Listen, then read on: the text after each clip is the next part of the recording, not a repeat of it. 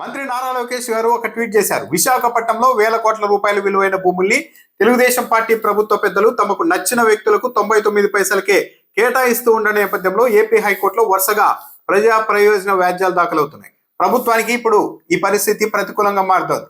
ఈ నేపథ్యంలో ఈ అంశానికి కూడా మంత్రి నారా లోకేష్ గారు రాజకీయ రంగు పులిమే ప్రయత్నం చేశారు.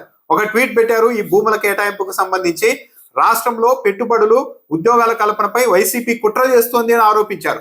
ఇప్పటికే టీసీఎస్ కాగ్నిజెంట్ మీద పిల్లేశారు. ఇప్పుడు లేటెస్ట్ గా రహేజా ఐటీ పార్క్ మీద కూడా పిల్లేశారు. యువతకు ఉద్యోగాలు వస్తూ ఉంటే జగన్మోహన్ రెడ్డి ఇలా అడ్డుకోవడం సబబేనా?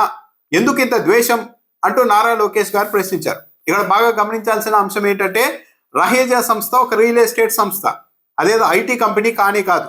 నిన్న హైకోర్టులో కూడా అడ్వకేట్ జనరల్ దమ్మాలపాటి శ్రీనివాస్ అదే చెప్పబోయి ఆ తర్వాత వెనక్కు తగ్గారు. ఈ మొత్తం వ్యవహారాన్ని వైసీపీ మీదకి మళ్లించి రాజకీయ రంగు పులిమేందుకు నారా లోకేష్ గారు ప్రయత్నిస్తూ ఉండవచ్చు. కానీ ఈ అంశం పైన రహేజా భూ కేటాయింపుల పైన హైకోర్టు ప్రధాన న్యాయమూర్తి ధర్మాసనంలోనే నిన్న విచారణ జరిగింది. ఆ సందర్భంగా స్వయంగానే హైకోర్టు రాష్ట్ర ప్రభుత్వానికి కొన్ని ప్రశ్నలు సంధించింది. ఆ ప్రశ్నలకు ఈ రోజు కనీసం ట్విట్టర్లో అయినా సరే నారా లోకేష్ గారు సమాధానం చెప్పి ఉంటే బాగుండేది. నిన్న కోర్టు ఏం ప్రశ్నించింది? మీరు రహేజా అనే రియల్ ఎస్టేట్ సంస్థకు 99 పైసలకే భూములు ఎందుకు కేటాయించారు? ఆ కేటాయింపుకు సంబంధించి అనుసరించిన విధానం ఏంటో మాకు చెప్పండి అని వివరించింది. ఒక విధానం అంటూ ఉందా? లేదు. పాలసీ ప్రకారం కాకుండా నచ్చిన కంపెనీలకు ఇస్తూ ఉన్నారు. హైకోర్టు మరో కొన్ని కీలకమైన ప్రశ్నలు కూడా నిన్న సంధించింది. ఒకవేళ మీరు భూములు ఇవ్వాలి అనుకుంటే మిగిలిన కంపెనీలను కూడా ఆహ్వానించాలి కదా అని చెప్పింది. కానీ ఎక్కడ ఏ కంపెనీని ఆహ్వానించలేదు. డైరెక్ట్ గా నోటి మాట అనేసుకొని రహేజాకు 27 ఎకరాల భూమిని 99 పైసలకి ఎకరా 99 పైసలు చొప్పున 27 ఎకరాలను అప్పగించేశారు. హైకోర్టు ఇంకా ప్రశ్నించింది. 99 పైసలకే విశాఖపట్నంలో భూములు ఇస్తూ ఉంటే రాష్ట్ర ప్రభుత్వం ఇతర కంపెనీలు ఏవి ముందుకు రాలేదా అని ప్రశ్నించింది. అసలు ఇతర కంపెనీలకు తెలిస్తేనే కదా డైరెక్ట్ గా రహేజాకి ఇవ్వాలనుకున్నారు, ఇచ్చేశారు. ఒకవేళ మిగిలిన కంపెనీలను కూడా ఆహ్వానించేందుకు నోటిఫికేషన్ జారీ చేశారా లేదా, దానిపైన కూడా సమాధానం చెప్పండి అని హైకోర్టే ప్రశ్నించింది. కానీ ఎక్కడా నోటిఫికేషన్ ఇవ్వలేదు.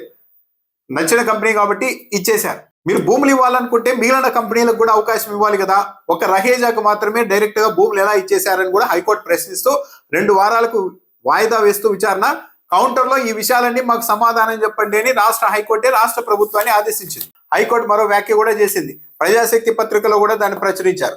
ఈ రహేజా సంస్థకు భూమి అప్పగించిన విధానాన్ని నిషేధించాల్సిన అవసరం ఉందని కూడా హైకోర్టు వ్యాఖ్యానించింది. సో నారా లోకేష్ గారు ఇప్పటికైనా సింపుల్ ప్రశ్నలు, ఒకవేళ సరే 99 పైసలకు భూములు ఇవ్వడం వల్ల అభివృద్ధి చెందుతుందంటే ఓకే, అంగీకరిస్తారు. కానీ దానికి ఒక ప్రాతిపదికన ఉండాలి కదా. ఫస్ట్ టీసీఎస్కి ఏం చెప్పారు? టీసీఎస్ అనేది ఒక పెద్ద సంస్థ, ఐటీ సంస్థ. అది వస్తే మొత్తం అక్కడ ఐటీ వాతావరణమే మారిపోతుంది విశాఖపట్నంలో అన్నారు. చాలా మంది ఒప్పుకున్నారు. కానీ రహేజా అనేది ఒక పచ్చి రియల్ ఎస్టేట్ సంస్థ. దానికి 99 పైసలకి 27 ఎకరాలు ఏ ప్రాతిపదికన ఇచ్చారు? సరే అక్కడ నిర్మాణాలకి అంతా చేయాలి కాబట్టి ఒక ఐటీ పార్క్ నిర్మిస్తుందని వచ్చింది అని చెప్తున్నారు. కానీ అదేదో మేము ఐటీ పార్క్ అవసరం ఉంది, ఇక్కడ నిర్మించే సంస్థలు ముందుకు రండి, మేము 99 పైసలకి తక్కువ ధరకే భూములు ఇస్తామని చెప్పి ఉంటే బిడ్లకి అవకాశం ఇచ్చి ఉంటే ఇంకా అనేక సంస్థలు ఇచ్చి ఉండేవి కదా. ఆ పని చేయకుండా ఒక రహేజా సంస్థకు మాత్రమే ఎలా ఇచ్చారు? ప్రభుత్వ నిబంధనలు వీటిని అంగీకరిస్తాయా?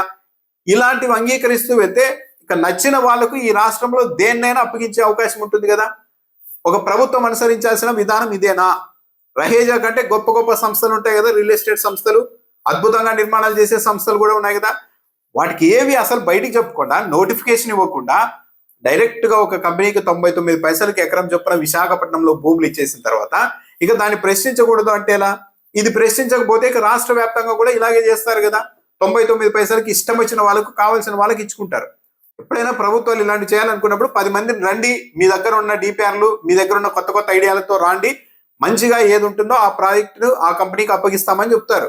కానీ ఇక్కడ మాత్రం గుట్టి చప్పుడు కాకుండా 4 గదుల మధ్య మాట్లాడేసుకొని, 4 గోడల మధ్య మాట్లాడేసుకొని వేల ఎకరాల భూములు అప్పగించేస్తూ దాన్ని ప్రశ్నిస్తే, హైకోర్టులో పిటిషన్లు వేస్తే దానికి రాజకీయ రంగు పులిమి, ఇది కుట్ర, పెట్టుబడులు రాకుండా అడ్డుకునే ప్రయత్నం అని మంత్రి గారు అంటే ఇంకేంటి అంటే ఎంతకు ఏ భూములైనా ఎంత రేటుకైనా ఇచ్చేసినా సరే ఎవరు మాట్లాడకూడదు. మాట్లాడితే పెట్టుబడులకు వ్యతిరేకం, ఉద్యోగ కల్పనకు వ్యతిరేకం అని మేము ముద్ర వేస్తామనే స్థాయికి వెళ్తే ఎలా? సరే అంత సవ్యంగా జరిగింటే హైకోర్టులో సమాధానం చెప్పొచ్చు కదా.